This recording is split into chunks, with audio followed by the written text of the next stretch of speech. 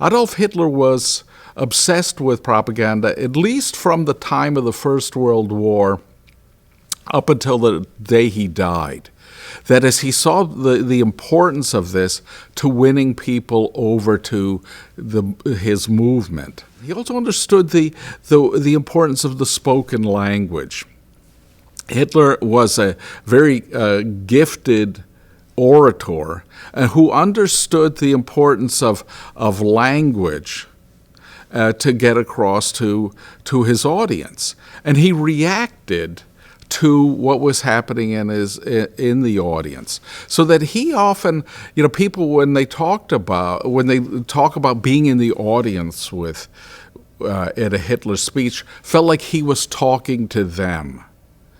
That is, Hitler promoted this image that the Nazi Party spoke for all Germans, regardless of where, what region you came from, what class you belonged to, that it was open to every German, or if you were Catholic or Protestant.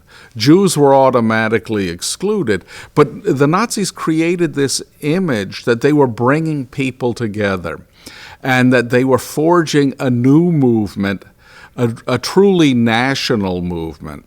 And that was something that was very appealing to people who felt that the country had kind of disintegrated.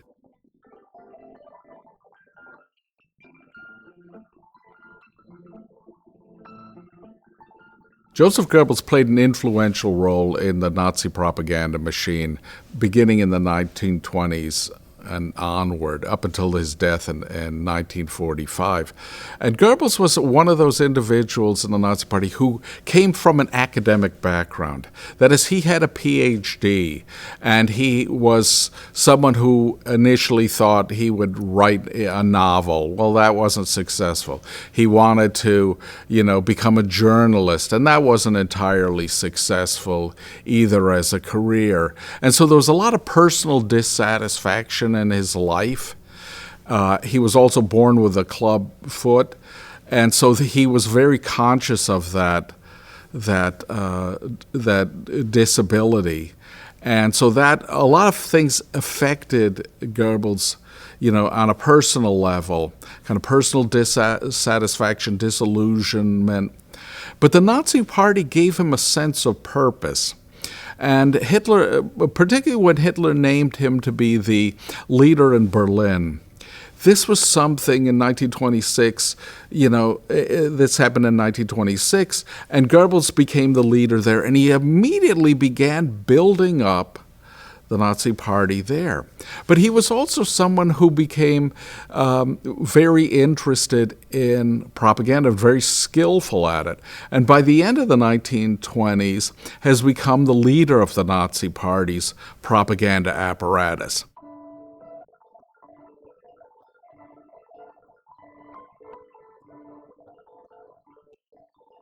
Now, what you have to remember about this is that the Nazi Party created this very strong unit within this party that produced the posters, they produced the leaflets, they produced the messages for those campaigns, and what were going to be the key ideas. And so he was remarkable in the sense of tailoring those messages to particular areas, choosing the kind of ways in which to get those messages across. And I bring up one particular example.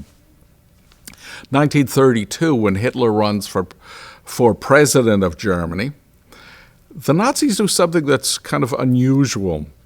They hire Lufthansa, the German airline, to take Hitler from city to city. It's called Hitler Over Germany. And it electrifies audiences. People come from all over to see Hitler speak. So tens of thousands of people come and hear him, at each of those settings. He flies, sometimes he's in 3 places in one day. He goes flies from place to place. People come out and see him. And it's so successful. In total, millions of people come out to see him. That this is something that he did to, and really promotes Hitler to Germans nationally. Now, Hitler doesn't win that election, But it's so successful that they repeat it several times in 1932.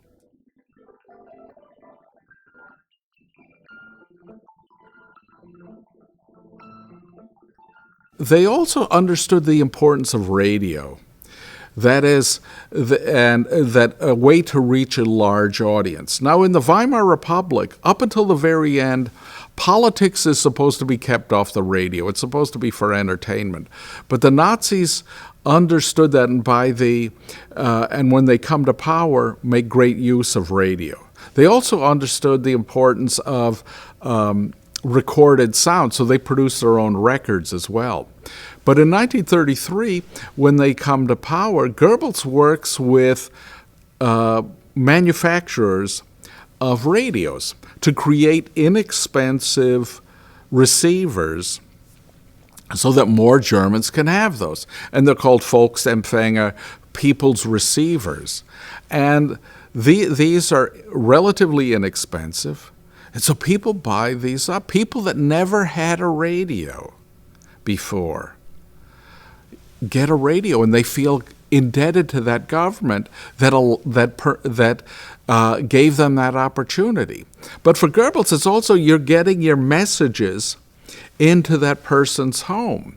And so they craft messages that are directed at women who are housewives at home, at families, at children.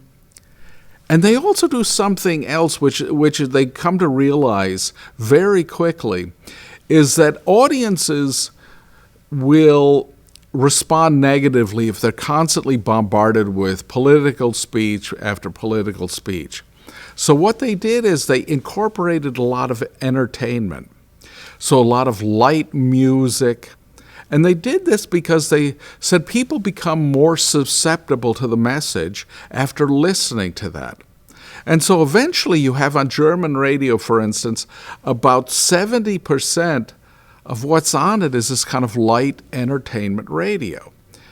But the Nazis are very skillful in using radio to not only to reach German audiences, but audiences around the globe, beginning in 1933. And by 1938, they're already broadcasting in 12 languages, including Arabic. They also eventually are broadcasting in Persian and Farsi, and even reaching as far as Afghanistan and other places with their messages. So that they understood, and they tailor those messages to those particular countries and populations, so that they're very interested in expanding Nazi influence around the globe.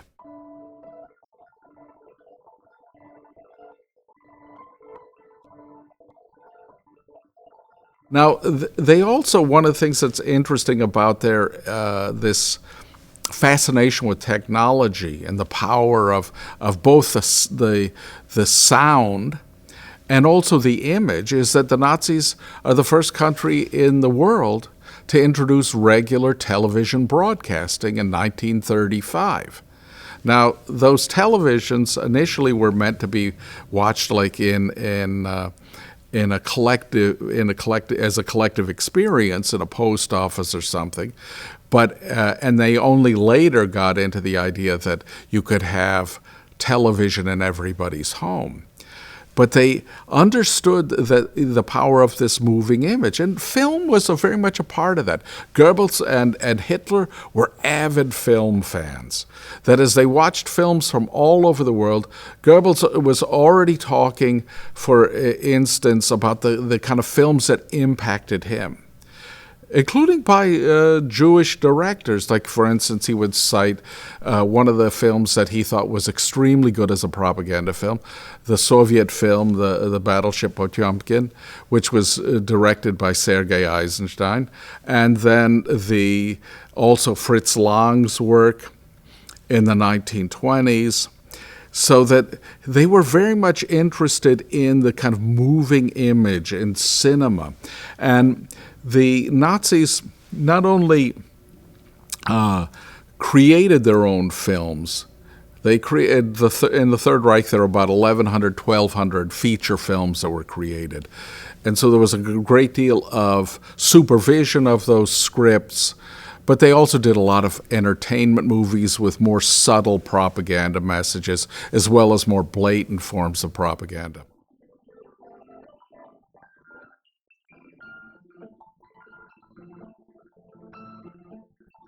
The Nazis used all kinds of different propaganda and different propaganda techniques to identify, isolate, and defame various groups that they were persecuting. And of course, some of the most heinous examples of that is the propaganda that was directed at Jews. And so this comes in a variety of forms. This is often to show that Jews are greedy, Jews are engaged in are criminal activities. Jews don't fit into. They're not part of German society, and they devoted a lot of attention to this, whether that's in school books. You even had at the time, you had private groups, private companies marketing anti-Semitic things that were aimed to fit in with the Nazi government's goals. There was a game, for instance, that was done by a private company called Juden raus, which is Jews out, it translates as. And the goal of that game was it's a board game, and each of the players is given a token, and the goal was to capture as many Jews as possible. And each of the positions on the board, there are circles on that represent German Jewish businesses. And so it's a dice game, and they use these stereotypical, negative stereotypes of Jews on these cone things, and you put them on your figurine. If you capture 6, you win the game. And at the bottom, it says, "Off to Palestine." And it shows Jews being kind of sent to Palestine. Because the goal of Nazi policy in those early years, up until the fall of 1941 in Germany, was to force Jews to leave, to say they have no place here, they belong somewhere else, they're racially alien, they should go somewhere else. They didn't care where they went, as long as they left. And so that they used all kinds of ways in which, whether that's exhibitions like the Ewige Jude, the Eternal Jew, which also they subsequently made into a film. Now, there were several films that were explicitly anti-Semitic. Der Ewige Jude was a kind of a pseudo-documentary that aimed to defame Jews. And then you had the kind of a very different type of film, a costume drama called Jude Zeus. And Zeus was the film was based on a real character from the 18th century who was a court Jew, and it was a kind of a costume drama that featured some of Germany's greatest actors, the most popular director. And it was to show Jews engaged in kind of crooked financial dealings, all to the benefit of Jewish conspiracy.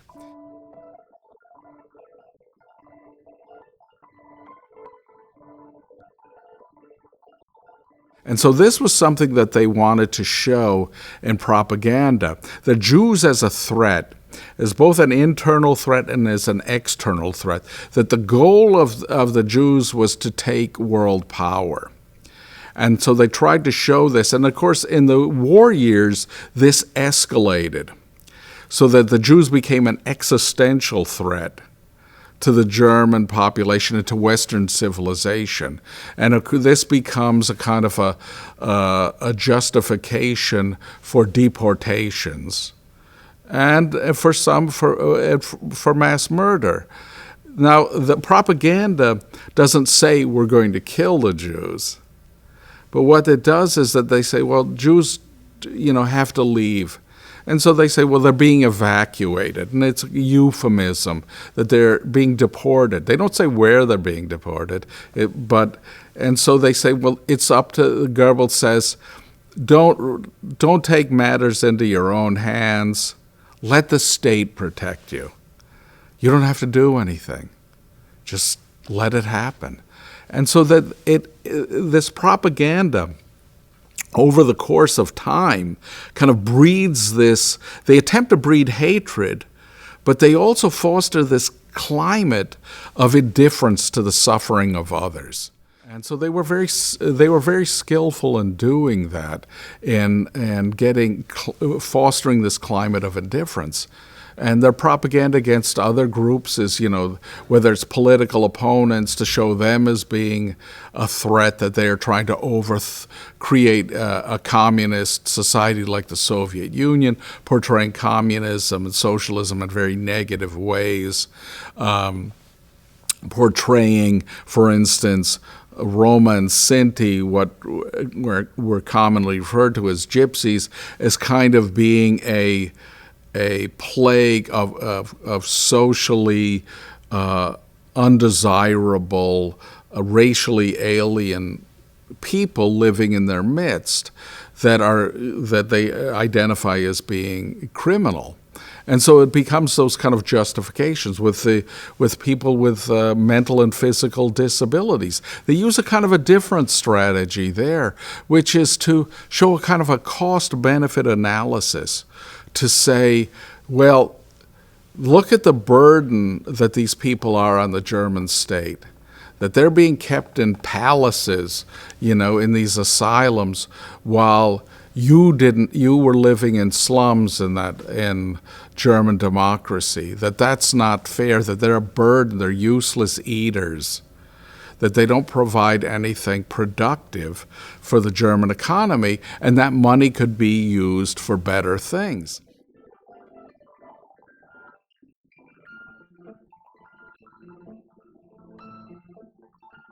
When you look at Nazi propaganda, anti-Semitic propaganda, you do have this image both of the Jew as representative of communism, of socialism, and the Jew as representative of capitalism. But for the Nazis, there's a rationale to that. They would argue that the Jews are the forces behind, let's say, finance capitalism and communism. But the goal is the same, Jewish world power. It's just a different strategy. That is, the Jews aren't interested in creating communism. It's just particular types of capitalism. They're interested in gaining world power through whatever means is possible. And so this is how they link those two things. And they could also link those during the war, because, for instance, when you have in 1939, you have this Nazi-Soviet non-aggression pact. So propaganda stops being anti-Soviet. So they directed at Great Britain and France, and then later the United States, and say, oh, they're the capitalist plutocrats, that they represent this small clique of capitalists, and they're also, the Jews are behind this. And then, of course, when they invade the Soviet Union, you bring these together so that it's these twin enemies, the exploitation of capitalism, exploitation of communism, but the goal is the Jewish conspirators behind both of them are aiming at something different, which is to take over the world.